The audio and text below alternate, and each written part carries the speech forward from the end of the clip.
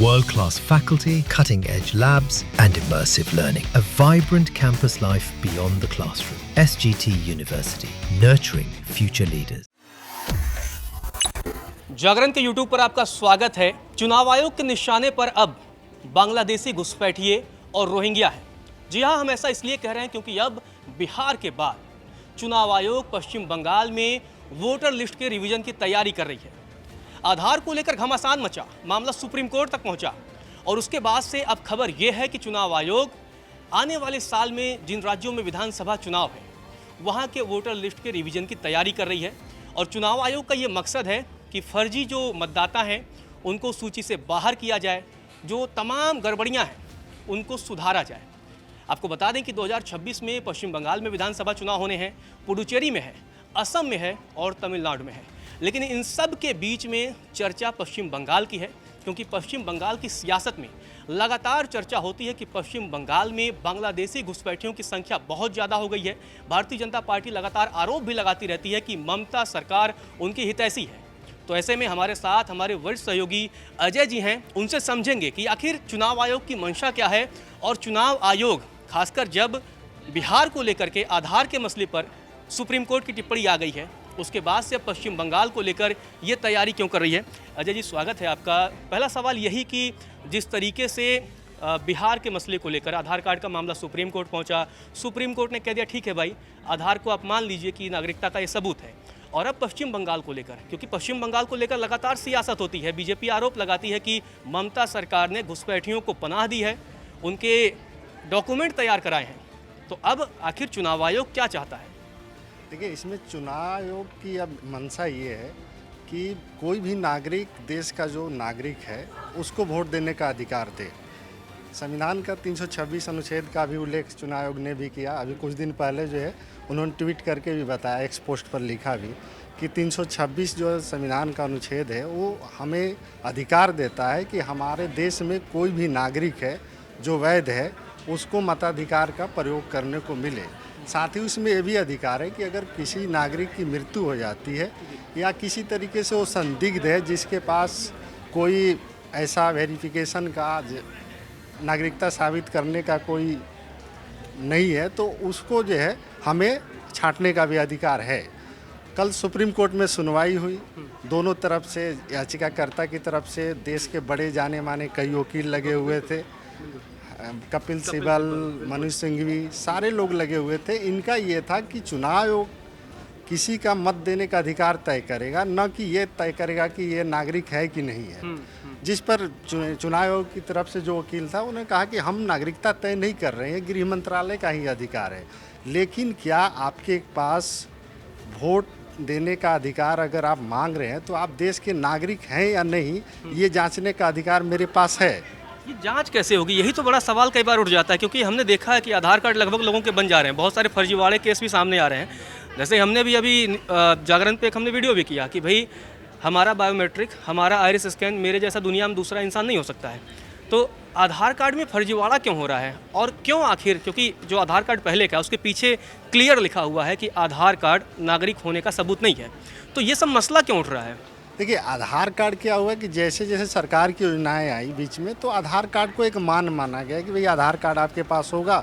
तो कई ऐसे, अब जैसे बंगाल और असम की आप बात कर रहे हैं, सबसे बड़ी समस्या वहीं पे है, घुसपैठिए वाली समस्या है। और पहले वोटर आई कार्ड को लेकर, वोटर आई कार्ड किसी तरीके से बन जाते थे, पंचायत स्तर पे, BLO स्तर पे मतलब बना लेते थे। लेकिन अगर वैध नागरिक अगर आप नहीं हैं तो फिर आप भारत के नागरिक कैसे हो सकते हैं? आप भारत में वोट कैसे करेंगे? अगर चुनाव आयोग या देश की संवैधानिक संस्था ये तय करती है कि हमारा देश का नागरिक एक भी न छूटे और कोई बाहरी या किसी तरीके की संदिग्ध परिस्थिति वाला व्यक्ति है वो वोट न दे पाए, तो इसमें गलत क्या है?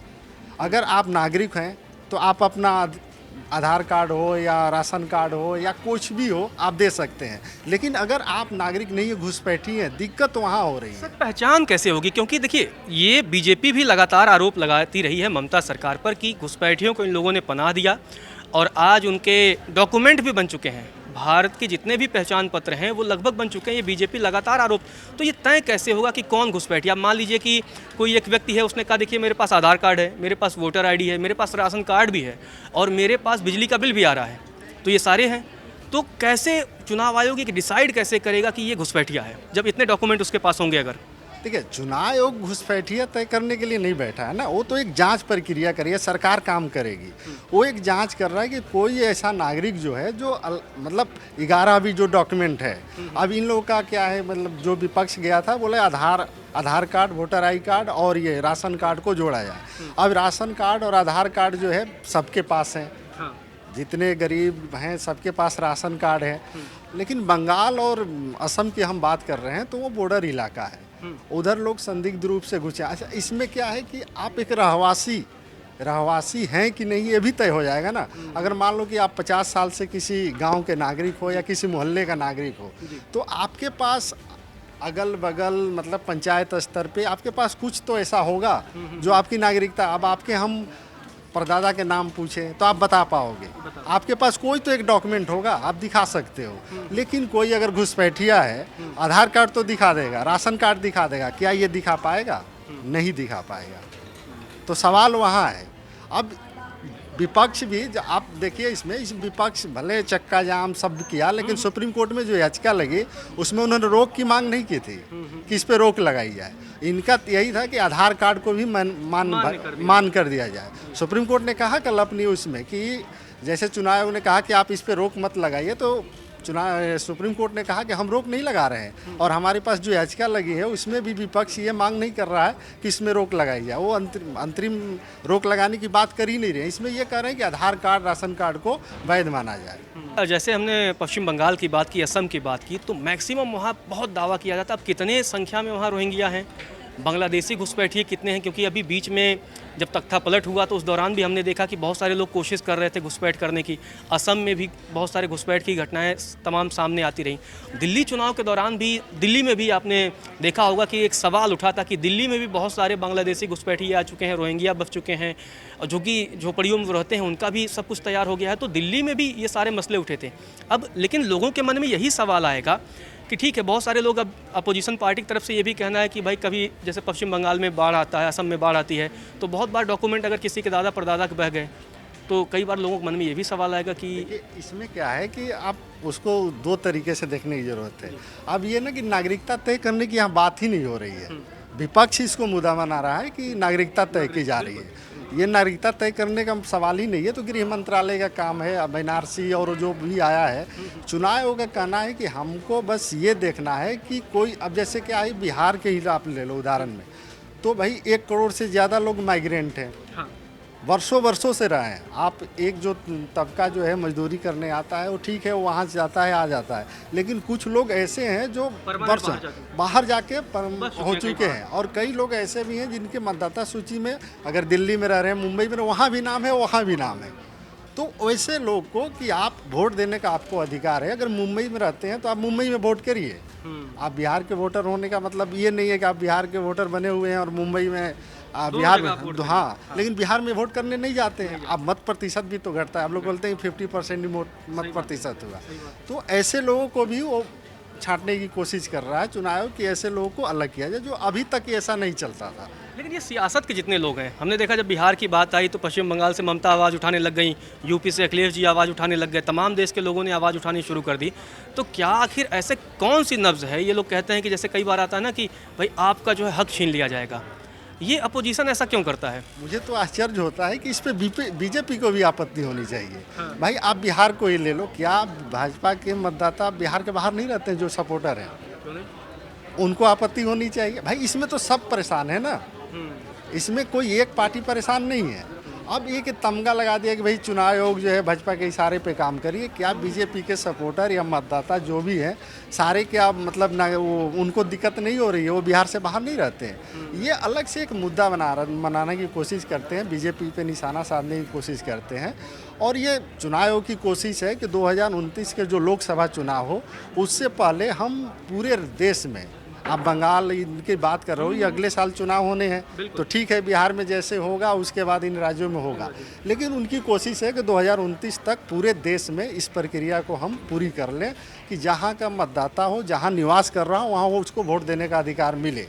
अब बिहार का मतदाता है और वोटर आईडी में नाम बिहार में है और दिल्ली में रह रहा है, न दिल्ली में वोट कर रहा है न बिहार में वोट कर रहा है, और फिर कई चुनाव आयोग पे सवाल उठने लगता है कि आप लोग इतना होर्डिंग विज्ञापन में पैसा खर्च करते हैं, वोट देखिए 50% हुआ, 52% हुआ, 54% हुआ।